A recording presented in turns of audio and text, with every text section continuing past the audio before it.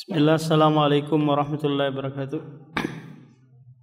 Alhamdulillah, salatu wassalamu ala rasulillah wa ala alihi wa sahbihi wa sallama taslima. Alhamdulillah, kita sudah sampai di hadis ke-28. Berarti tinggal 14 hadis lagi ya ummahat ya. Karena kitab ini berisikan 42 hadis. Sudah di pertengah jalan kita dalam membahas hadis-hadis Rasulullah, karena inti ilmu itu bersumber dari Al-Quran dan hadis-hadis Rasulullah, sehingga seseorang tidak bisa sempurna ibadahnya kalau dia hanya mencukupkan dengan Al-Quran semata, tapi harus dia merujuk juga kepada hadis. Betapa banyak amalia atau ibadah yang tidak dijelaskan oleh Allah di dalam Al-Quran, seperti sholat, puasa, zakat, haji. Ini adalah rukun-rukun Islam yang Allah tidak jelaskan secara terperinci.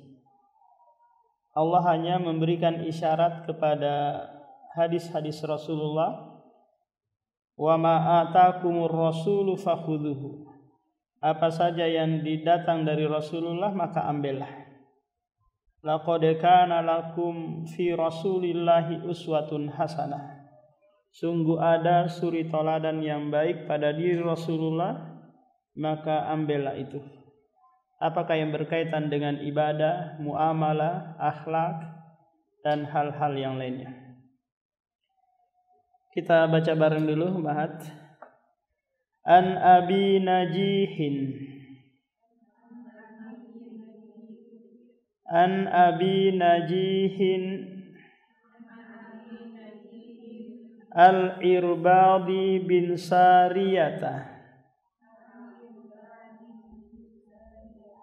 Al-Irbadi bin Sariyata Qala wa adhana Rasulullahi mau'izatan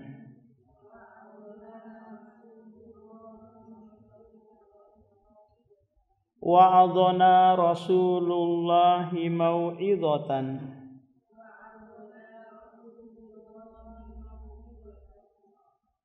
wajilat minhal qulubu wajilat minhal qulubu wa dharifat minhal uyunu fakulna ya Rasulallahi fakulna ya Rasulallahi ka'annaha mau'izatu muwaddi'in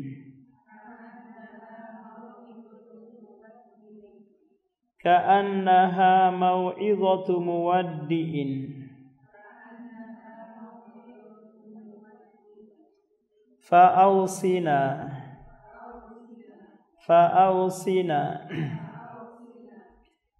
qala usikum bitaqwallahi usikum bitaqwallahi azza wa jalla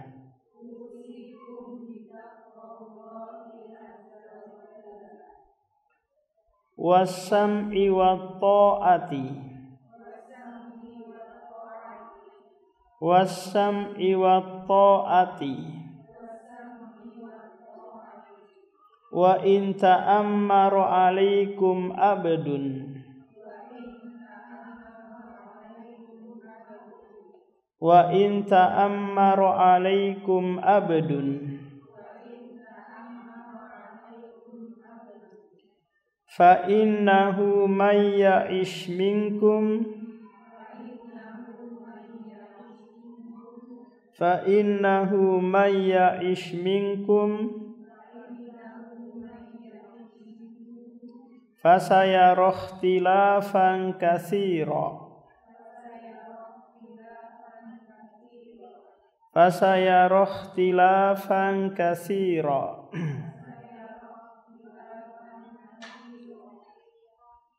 fa'alaikum bisunnati fa'alaikum bisunnati wa sunnatil khulafa'ir rasyidina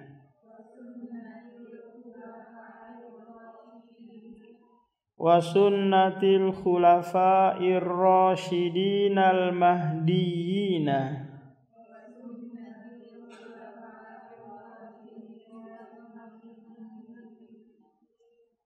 addu 'alaiha bin nawajidhi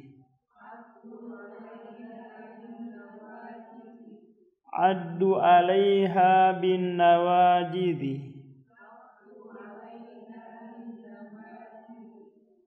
wa iyyakum wa muhdatsatil umuri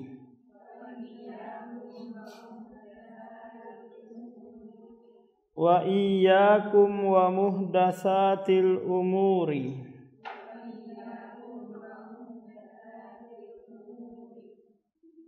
fa inna kulla bid'atin dolalatun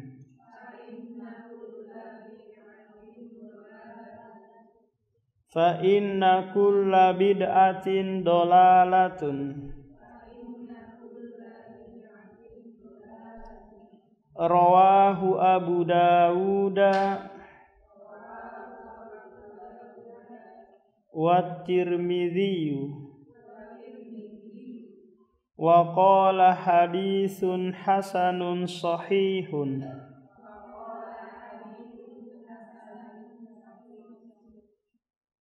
Nah, hadis Abi Naji Al-Irbad bin Sariyah, kunyanya adalah Abu Naji, nama aslinya adalah Al-Irbad bin Sariyah. Kata beliau, wa'adhana Rasulullah pernah memberikan nasihat kepada kami yang membuat hati bergetar, membuat air mata bercucuran. Berarti ini nasihat yang sangat menyentuh. Apakah setiap saat Rasulullah memberikan nasihat? Maka jawabannya tidak. Ketika para sahabat sedang bersemangat, baru dia berikan lagi nasihat yang menyentuh. Fakulna, lantas sebagian para sahabat menganggap seakan-akan ini adalah nasihat perpisahan. Lalu para sahabat meminta agar diberikan wasiat perpisahan tersebut. Nah, di hadis ini Rasulullah memberikan wasiat kepada para sahabatnya. Ada 5 wasiat, dan wasiat tersebut berkaitan erat dengan kebaikan dunia dan akhirat, kebaikan agama kita, dan kewarganegaraan kita sebagai rakyat yang dipimpin oleh seorang pemimpin.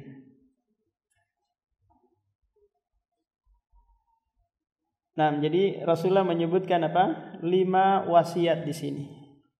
5 wasiat yang sangat penting, berkaitan erat dengan baiknya agama dan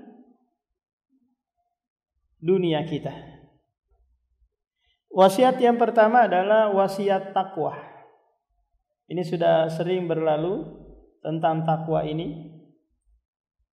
Ini juga yang diwasiatkan oleh Allah dalam surah An-Nisa ayat 131. Wa laqad wassayna alladhina utul kitaba min qablikum wa iyyakum anittaqullah. Sungguh kami telah memberikan wasiat kepada orang-orang sebelum kalian dan kepada kalian juga agar bertakwa kepada Allah Subhanahu wa taala. Sudah pernah kita sebutkan ummahat, apa itu takwa? Takwa itu menjalankan perintah dan menjauhi larangan. Apa yang ada di dalam agama kita ini seluruhnya adalah takwa. Karena agama kita hanya berkisar antara perintah atau larangan. Perintah ada yang wajib, ada yang sunnah, larangan ada yang haram, ada yang makruh. Nah, kemudian wasiat yang kedua, yang ini berkaitan dengan apa? Dunia kita, berkaitan dengan baik dan buruknya kita sebagai warga negara yang dipimpin oleh pemimpin. Apa wasiat Rasulullah tentang hal ini? Adalah as-sam'u wa tha'ah, mendengar dan taat terhadap pemimpin. Meskipun yang memimpin kalian adalah seorang budak.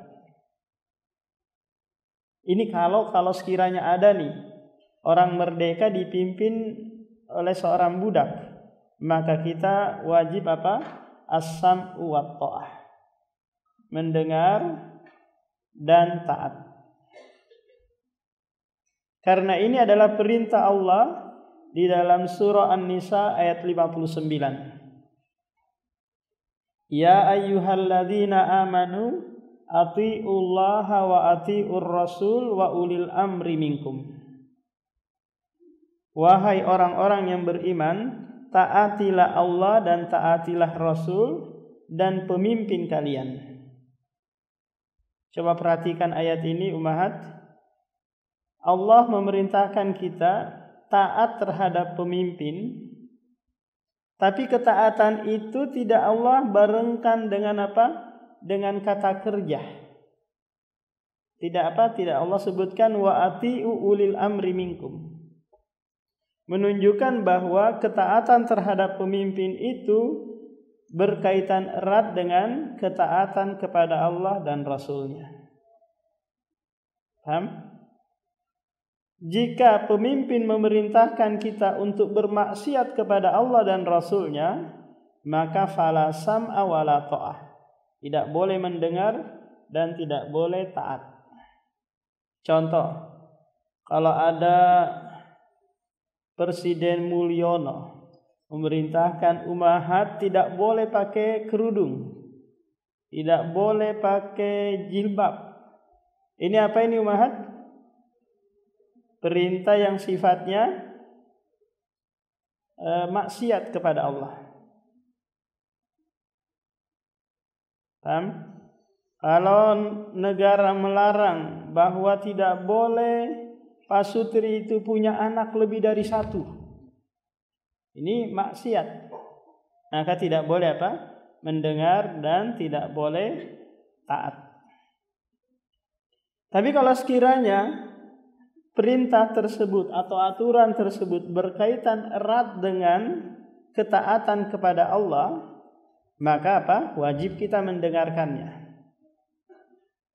Kalau sekiranya nih ummahat, ada pemimpin wali kota yang akan terpilih nanti, mengharuskan setiap ibu-ibu kajian sepekan sekali, baik gak kira-kira ini umat? Ibu-ibu wajib kalian kajian ikut kajian. Iya, maka kita wajib mengikutinya. Kenapa? Karena ini berkaitan dengan kebaikan agama kita. Pemerintah lagi membuat aturan wajib memakai helm ketika berkendaraan motor, pakai sabuk pengaman ketika bawa mobil. Maka ini aturan yang sifatnya mubah, tapi karena pemerintah yang memerintahkan wajib kita mentaatinya. Tidak boleh melanggar lampu merah. Ini adalah aturan yang itu mendatangkan maslahat bagi kita.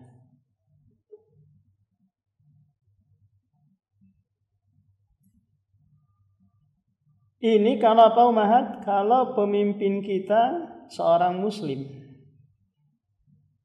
Paham? As-sam' wa tha'ah. Kalau sekiranya pemimpin kita orang Hindu, orang Kristen mungkin, maka bagaimana? Kita tidak wajib mentaati dan mendengarkannya. Lantas bagaimana? Apakah kita demo, kudeta atau gimana? Enggak boleh. Paham? Kalau sekiranya pemimpinnya zalim dalam artian dia hanya mengambil haknya dia, memungut pajak sana kemari sampai jendela, piring mahal pun di rumah dia pajakin, karpet mahal dia pajakin. Tapi dia tidak kucurkan bagi pembangunan, dia jalan rusak langka LPG 3 kilo langka, enggak dia kucurkan. Gimana ini umat, kita demo aja ke jalan gitu? Enggak boleh. Paham? Tidak boleh melakukan kezaliman. Kalau pemimpin kita zalim terhadap rakyat, maka tugas kita memberikan nasihat. Kalau didengar alhamdulillah, kalau enggak jangan memaksakan kehendak. Sampai turun ke jalan atau sampai berkoar-koar di mimbar, di media sosial, yang itu menceritakan keburukan kalau itu keburukan. Contoh seperti Pertalite kemarin dinaikkan dari berapa ribu gitu hingga jadi 10.000. Sebagian orang yang tidak senang dengan pemerintah menganggap ini adalah kezaliman terhadap rakyat kan? Padahal mereka tidak paham bahwa untuk subsidi BBM seperti ini itu menelan biaya APBN yang sangat banyak. Sehingga pemerintah mau tidak mau harus menaikkan, kemudian sebagian subsidinya itu dialihkan ke BLT. Di sini ada yang terima BLT enggak, Mat? Bantuan langsung tunai.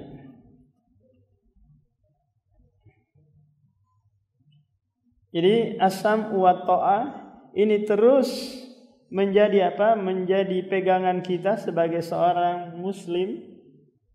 Apakah itu pemimpinnya zalim, pemimpinnya baik atau apalah, yang penting dia muslim, kita mendengar dan taat. Tapi kalau sekiranya kita diperintahkan untuk bermaksiat, maka fala sam'a wala ta'ah. Tidak boleh mendengar dan tidak boleh taat. Ketika dibawa kepemimpinan Hajjaj bin Yusuf, yang itu memaksa sebagian sahabat untuk berbuat kezaliman, maka mereka tetap berpegang teguh, tidak tetap taat terhadap pemimpin. Ketika di zaman Imam Ahmad, pemimpin pada waktu itu memaksa rakyatnya untuk berakidah Al-Quran adalah makhluk. Al-Quran adalah makhluk. Al-Quran sama dengan karpet, sama dengan kipas angin dan yang lainnya. Siapa yang tidak mau berkeyakinan seperti ini akan dibunuh, akan dipenjarakan. Ini aturan pemimpin pada waktu itu.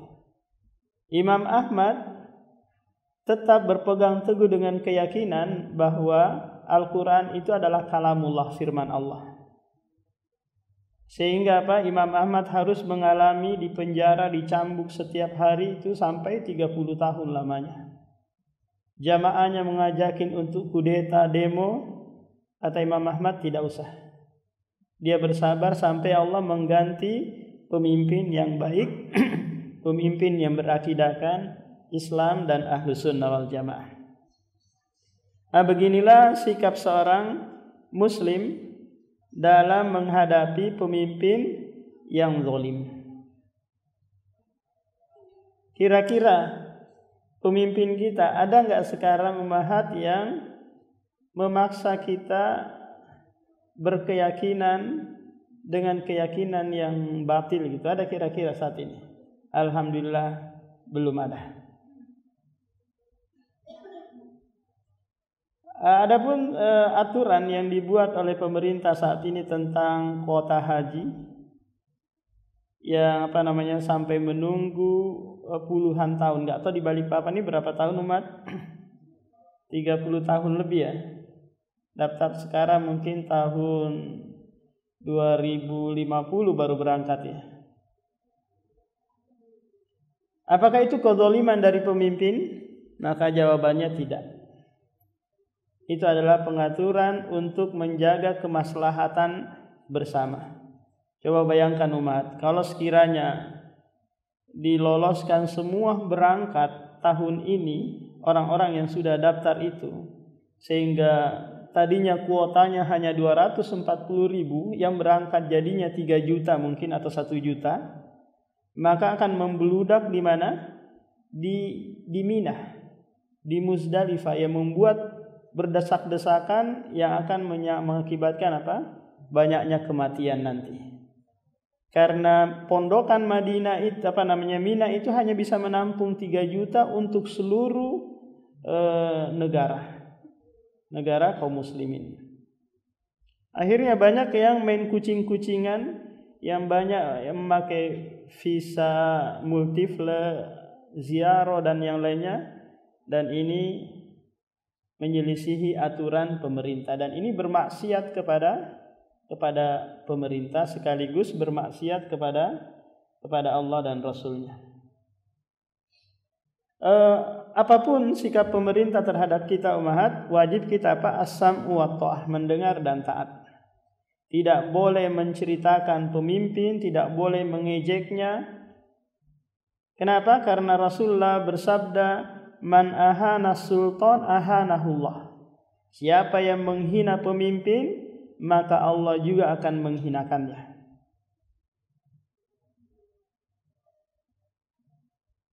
Barang siapa yang bermaksiat kepada pemimpin, maka sungguh dia telah bermaksiat kepada Rasulullah sallallahu alaihi wasallam.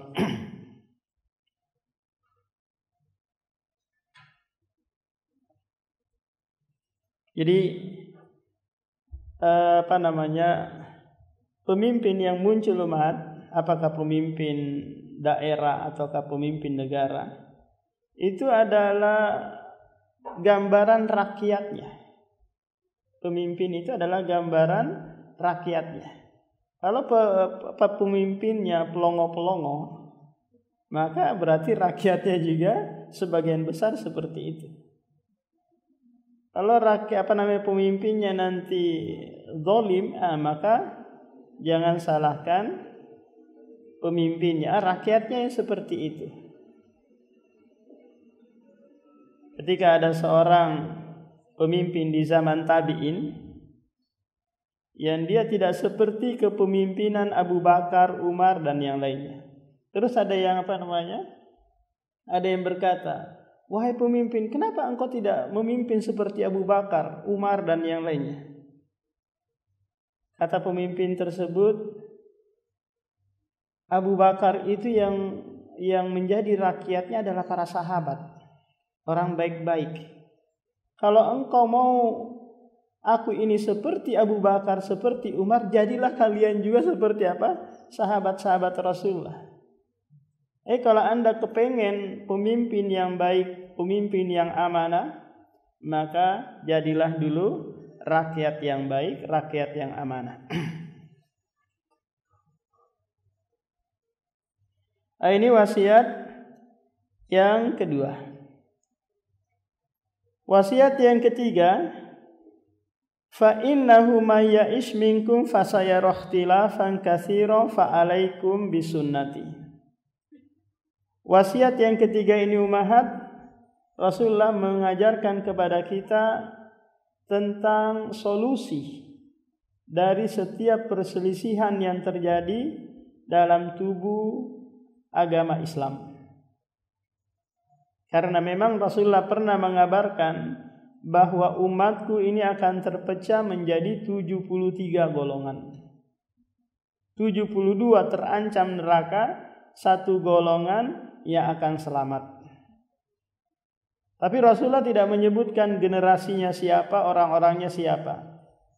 Rasulullah hanya menyebutkan sifat. yaitu orang-orang yang berpegang teguh dengan sunnahku, orang-orang yang beramal seperti apa yang aku amalkan dan sahabatku hari ini. Itu adalah solusi dari setiap apa umat? Perpecahan yang ada. Perpecahan itu adalah takdir Allah, sunnatullah yang pasti terjadi. Cuman bagaimana kita menyelesaikan permasalahan ini, perselisihan ini. Contoh saja umat, di Indonesia saja itu banyak sekali kelompok-kelompok. Ada NU, ada Muhammadiyah, ada ada Islam Jamaah, ada Jamaah Islamiyah, ada Jamaah Tabligh, ada ISIS, ada Al-Qaeda, ada Syiah. Banyak sekali kelompok-kelompok yang kita kadang sebagai seorang awam membingungkan, siapa ini? Semuanya hanya apa? Semuanya mengaku benar. Semuanya pegangannya Al-Quran dan hadis. Paham? Bahkan di Jawa itu ada ajaran yang kalau sholat sambil telanjang itu pun pegangannya Al-Quran dan hadis. Lantas bagaimana nih? Kita yang sebagai orang awam bingung. Maka jangan bingung umat, Islam itu adalah apa yang diajarkan oleh Rasulullah dan diamalkan oleh para sahabat. Apa-apa yang menjadi agama pada waktu itu juga menjadi agama pada hari ini. Apa-apa yang tidak menjadi agama pada hari itu juga tidak menjadi agama pada hari ini. Mereka sudah mencontohkannya. Jadi solusinya adalah kembali kepada agama, kembali kepada sunnah Rasulullah Sallallahu Alaihi Wasallam. Imam Al-Barbahari pernah menyebutkan dalam kitabnya Syarhus Sunnah, Al-Islamu huwa sunnah, as-sunnatu hiyal Islam. Islam itu adalah sunnah, sunnah itu adalah Islam. Dulu ada ibu-ibu yang bertanya tentang sunnah dan bid'ah ya. Dulu pertemuan keberapa itu? Nanti kita akan perincikan tentang sunnah dan bid'ah tersebut agar apa? Mengangkat kebingungan kita, kejahilan kita tentang sunnah dan bid'ah. Jadi intinya apa umahat? Jika Anda bingung kok banyak betul ya pemahaman, banyak betul kelompok, maka solusinya adalah kembali kepada Islam yang dipegang oleh Rasulullah dan para sahabatnya. Jadi senantiasa membekali diri, bertanya apakah ini diamalkan oleh Rasulullah dan para sahabatnya atau tidak. Kalau sekiranya tidak, maka lebih selamat tidak mengamalkan juga. Karena agama kita sudah sempurna, tidak perlu penambahan ataupun pengurangan.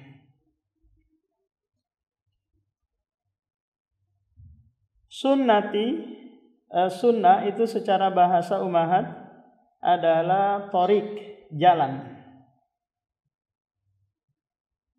Sunnah secara bahasa adalah jalan. Sunnah dalam ilmu mustalahul hadis, ilmu hadis adalah setiap perkataan Nabi, perbuatan dan takrir Nabi sallallahu alaihi wasallam. Ini apa umahat? Sunnah menurut apa? Ilmu hadis. Jadi setiap yang beliau ucapkan, perbuat dan pembenaran beliau itu adalah hadis. Kalau ada nanti qala Rasulullah, berarti ini apa umahat? Hadis atau sunnah. tapi yang bersumber dari ucapan. Kalau nanti ada yang menyebutkan bahwa kana Rasulullah yaf'alu, adalah Rasulullah melakukan hal ini, berarti ini juga adalah hadis atau sunnah tapi dari perbuatan beliau. Tak kala ada pemuda Habasyah sedang bermain latihan pedang di dalam masjid, Rasulullah menonton, bersama Aisyah juga menonton. Berarti perbuatan pemuda Habasyah itu adalah sunnah. Kenapa Ummahat? Karena Rasulullah membenarkan, tidak mengingkarinya. Tak kala ada seorang budak jariyah, budak wanita, ditanya, "Aina Allah?" Di mana Allah? Dia menunjuk ke langit. Rasulullah membenarkan perbuatannya ini, menunjukkan bahwa perbuatan tersebut adalah sunnah, meskipun Rasulullah tidak melakukannya, tidak mengucapkannya, tapi dia benarkan hal tersebut. Ketika sebagian para sahabat melakukan azl. Tahu azl Ummahat? Azl itu KB alami, yaitu membuang keluar, tidak ke dalam. Namanya azl. Dan ini dilakukan oleh sebagian sahabat dan dibenarkan oleh Al-Quran, dan itu terjadi di zaman Rasulullah sallallahu alaihi wasallam. Nah, dari ketiga ini Ummahat perlu diperinci lagi.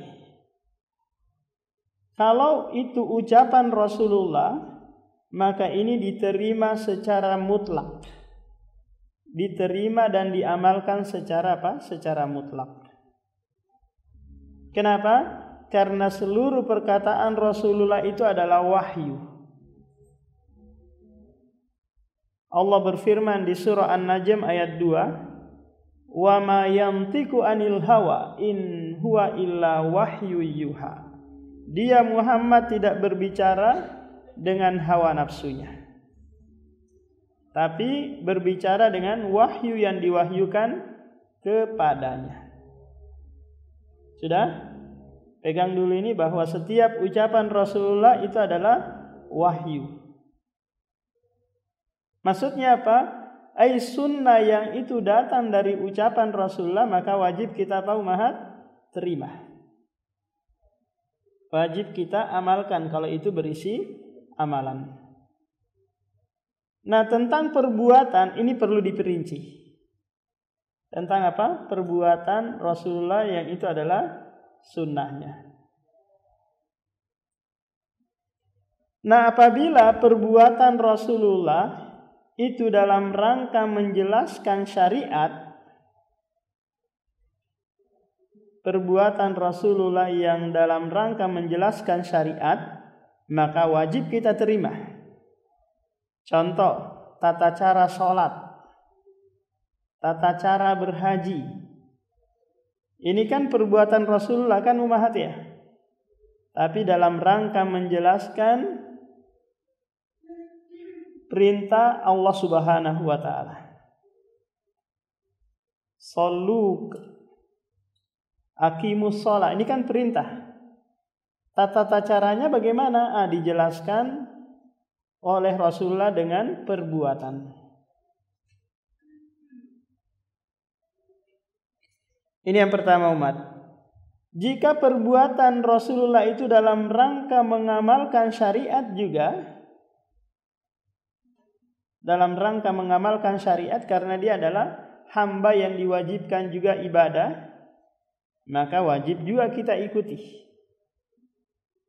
Seperti tata cara sholat sunnah Rasulullah, tata cara puasa sunnah dia. Ini kan gak diperintahkan Ummahat di dalam di dalam Al-Quran.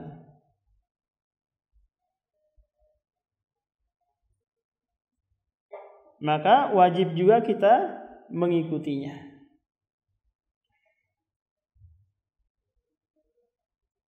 Perbuatan yang ketiga, jika itu adalah kekhususan bagi dia, maka tidak wajib kita mengikutinya. Jika itu apa? Kekhususan bagi Rasulullah. Seperti nikah hibah. Tahu ummahat nikah hibah? Nikah hibah itu ada seorang wanita datang menawarkan dirinya kepada Rasulullah tanpa mahar, tanpa wali. Paham? Ini namanya nikah hibah. Nah, si akhwatnya datang nawarin diri. Kalau ini diberlakukan enak betul para ikhwan-ikhwan kan? Kasihan akhwat-akhwat nawarin diri, nggak ada mahar, nggak ada wali. Ini khosotan lak khusus bagimu wahai Muhammad. Ini berarti apa ummahat? Sunnah yang haram kita ikuti. Yang kedua seperti apa? Seperti puasa wisol yang pernah kita sebutkan. Puasa wisol. Nyambung terus. Datang waktu berbuka, dia lanjut lagi puasanya di malam hari. Datang waktu sahur, dia lanjut lagi puasanya siang hari. Namanya apa? Puasa wisol. Kalau kita puasa risol. Datang waktu berbuka, risol yang dicari. Di antara sunnah yang haram lagi kita ikuti adalah nikah lebih dari 4. Ini bagi apa? Bagi laki-laki. Enggak boleh lebih dari 4. Sementara Rasulullah menikahi 9 wanita. 9 apa? 9 wanita. Apa tujuannya ini? Tujuannya menyelamatkan janda-janda. Yang kedua, agar banyak kerabat, banyak keluarga. Paham? Bukan Rasulullah apa syahwaniun sebagaimana dikatakan oleh orang-orang barat. Orang yang syahwatnya sangat tinggi. Kalau Rasulullah syahwatnya sangat tinggi, ngapain nikahin janda-janda yang tua-tua kan? Nikahin aja perawan yang banyak itu.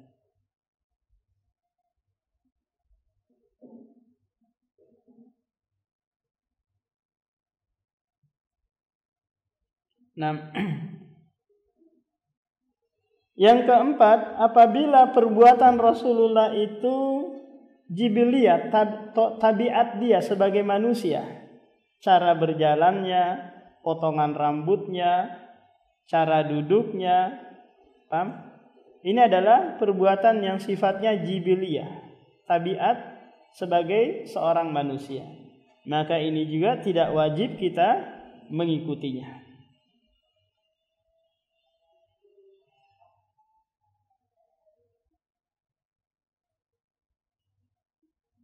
Kecuali nanti di sana ada hal-hal yang dia perintahkan. Seperti apa umat? Makan dengan tangan kanan.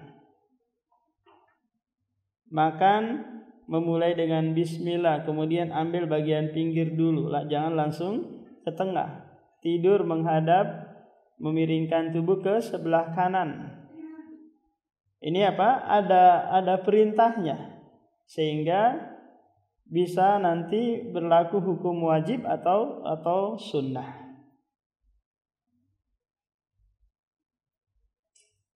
Sunnah-sunnah yang kita sebutkan tadi umat, ini sunnah yang berkaitan dengan apa? Dengan istilah hadis. Adapun sunnah yang berkaitan dengan fikih, maknanya adalah jika dikerjakan dapat pahala, jika ditinggalkan tidak dapat dosa. Itu sunnah menurut apa umat? Istilah fikih. Adapun sunnah menurut akidah, itu nanti lawan dari apa? Dari bid'ah.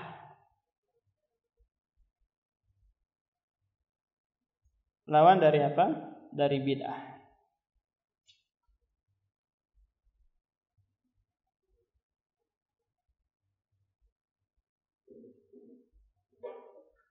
Contoh seperti ini umat.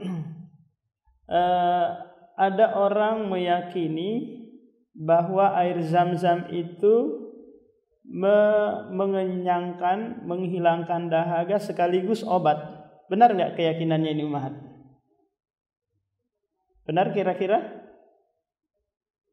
Ada orang meyakini bahwa air Zam-Zam itu mengenyangkan, menghilangkan dahaga dan mengobati penyakit. Benar? Iya, berarti ini akidah yang sesuai sunnah. Paham? Tapi kalau sekiranya ada orang meyakini bahwa air Zam-Zam itu bisa mengusir roh jahat, paham? Bisa mendatangkan rezeki. Ketika digantung-gantung di depan pintu rumah, nanti rezeki pelaris datang itu. Digantung di toko, pembeli pada datang. Ini apa Ummahat? Akidah yang tidak sesuai dengan sunnah. Berarti apa? Dia terjatuh nanti pada perkara bid'ah.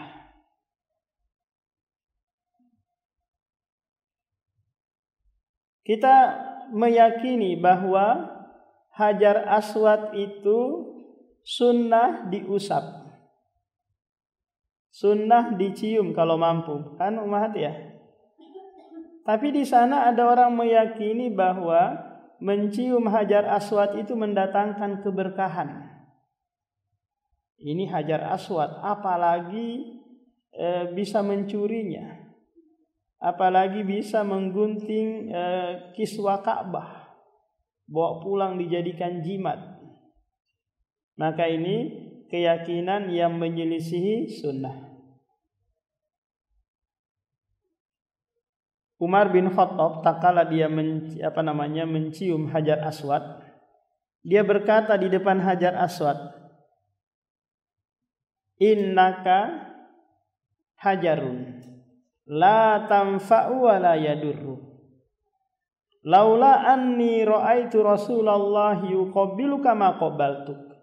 Wahai Hajar Aswad, kamu itu hanya sekedar batu saja, tidak memberikan manfaat dan tidak mendatangkan mudarat.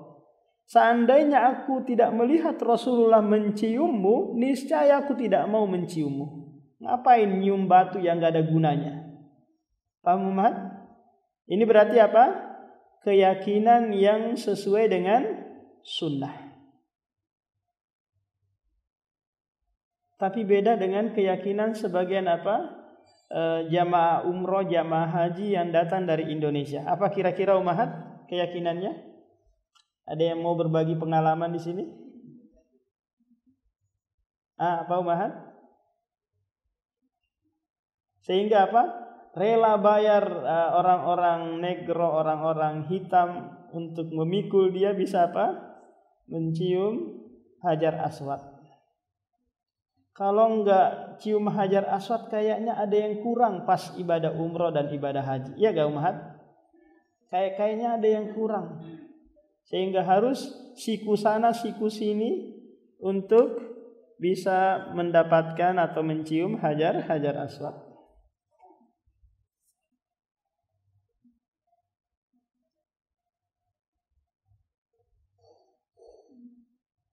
Nah, ini apa Ummahat? Perkara sunnah. Sekarang kita berpindah ke perkara bid'ah. Karena Rasulullah menyebutkan di akhir hadis, wa iyyakum wa muhdatsatil umur. Hati-hati kalian terhadap perkara baru. Karena setiap perkara baru itu adalah sesat. Tapi ingat Ummahat, perkara baru di sini adalah perkara baru dalam agama. Bukan perkara baru dalam hal dunia. Dulu di zaman Rasulullah nyampaikan kajiannya enggak pakai mic, enggak pakai kamera, enggak pakai lampu kayak kita ini. Maka ini adalah perkara baru dalam urusan dunia. Silahkan Anda inovasi, kembangkan, tiada hentinya, enggak ada masalah. Tapi dalam urusan agama tidak boleh diperbaharui, dirombak, diganti-ganti dan yang lainnya. Jadi perkara baru atau bid'ah itu adalah segala sesuatu yang diyakini atau diamalkan oleh kaum muslimin yang itu tujuannya menandingi apa yang sudah ada. Tujuannya apa? Menandingi sesuatu yang sudah ada. Jadi bid'ah ini ummahat terbagi menjadi dua. Ada bid'ah yang berkaitan dengan akidah atau keyakinan. Ada bid'ah yang berkaitan dengan amaliyah atau amalan.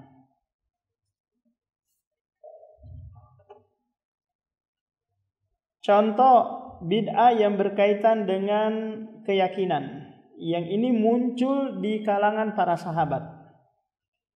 Pertama, bid'ah Khawarij.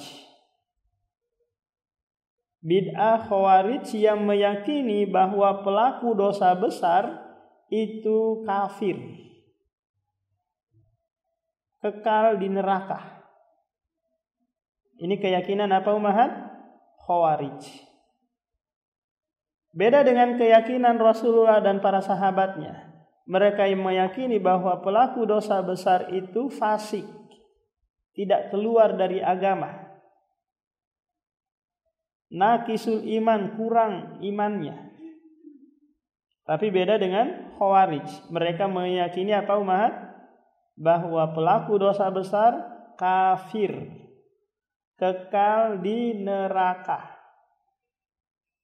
Maka Khawarij yang ada di zaman kita, yang ada di Indonesia ini ummahat, itu mengambil keyakinan bid'ah dari Khawarij pendahulu mereka. Sehingga orang Khawarij di negara kita ini ummahat meyakini bahwa seluruh instansi yang terkait dalam negara ini, mulai dari RT hingga presiden, semua mereka kafirkan. Kenapa kira-kira ummahat? Karena mereka melakukan dosa besar, tidak berhukum dengan hukum Islam. Mereka berhukum dengan KUHP.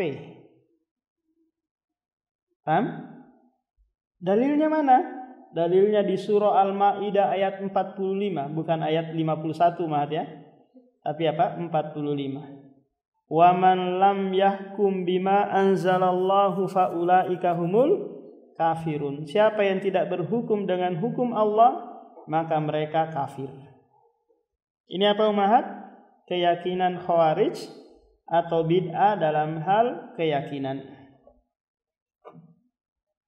Kemudian yang kedua, yang ini semuanya asas ya ummahat ya, dalam artian dari sini nanti akan turun ke kelompok-kelompok yang ada di zaman kita ini. Yang kedua, Qadariyah, yang meyakini bahwa perbuatan manusia tidak ada campur tangan Allah. Perbuatan manusia tidak ada campur tangan Allah. Atau mereka juga meyakini bahwa takdir yang buruk, rezeki yang buruk itu bukan datangnya dari Allah. Maka dulu ada pernah di spanduk di bagian Rapak sana tertulis hasil korupsi bukan rezeki. Pernah baca ummahat? Hasil korupsi bukan rezeki. Kata-katanya bagus banget ya. Hasil korupsi bukan rezeki. Ini adalah akidah Qadariyah yang menganggap bahwa rezeki yang haram itu bukan rezeki dari Allah. Ini adalah keyakinan Qadariyah. Kelompok yang ketiga yang mereka bid'ah dalam hal keyakinan seperti Syiah yang meyakini Ali sebagai Tuhan, atau meyakini Jibril salah alamat menyampaikan wahyu. Emang Ayu Ting Ting salah alamat? Paham? Mereka menganggap bahwa Jibril salah dalam menyampaikan wahyu, seharusnya kepada Ali, ini malah kepada Muhammad. Jibril bukan Ayu Ting Ting salah alamat, tapi dia sudah tepat dan benar menyampaikan wahyu.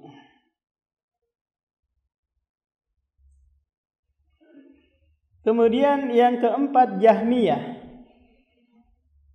Mereka meyakini bahwa Allah tidak boleh memiliki nama dan tidak boleh memiliki sifat. Ini Jahmiyah. Yang meyakini Muhammad Allah tidak boleh memiliki nama dan sifat. Sementara Islam meyakini Allah itu memiliki nama, memiliki sifat.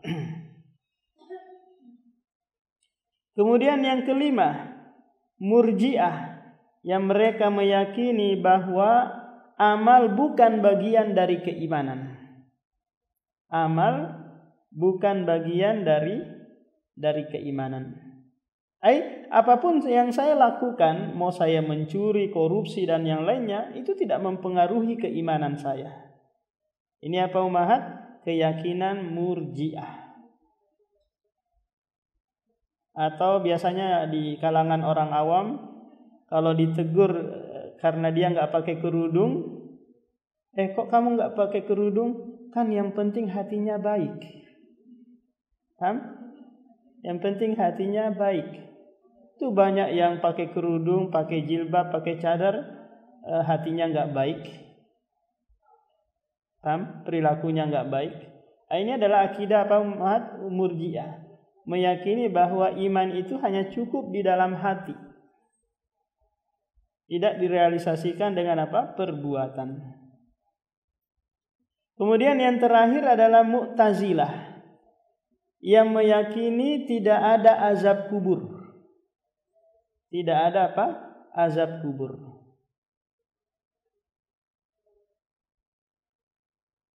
Nah, ini 6 kelompok merupakan usulul firaq, yang nanti kelompok-kelompok yang ada di zaman kita ini atau yang ada di Indonesia ini semuanya mengambil keyakinan dari salah satu dari kelompok yang kita sebutkan. Ini semuanya bid'ah dalam hal keyakinan.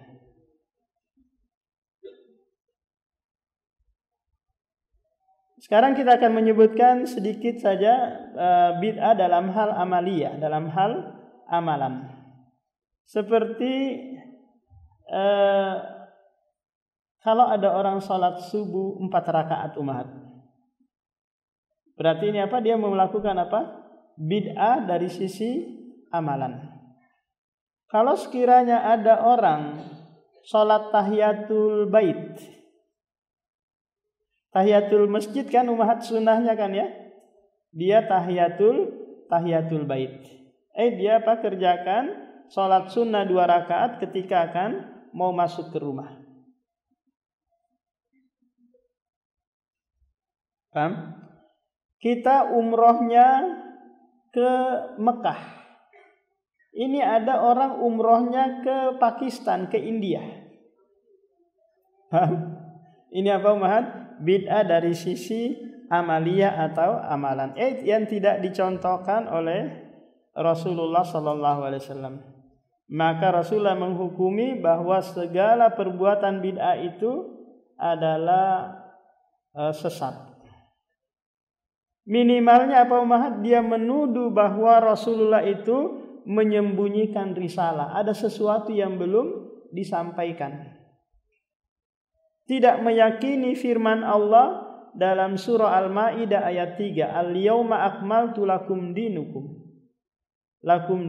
Hari ini aku telah sempurnakan agama kalian. Jadi pelaku bid'ah itu menganggap bahwa agama belum sempurna. Paham? Sehingga dia yang menyempurnakannya. Maka ini mungkin umat yang bisa disampaikan. Nah, kalau sudah tidak ada kita tutup. Subhanakallahumma wa bihamdika asyhadu an la ilaha illa anta astaghfiruka wa atubu ilaik.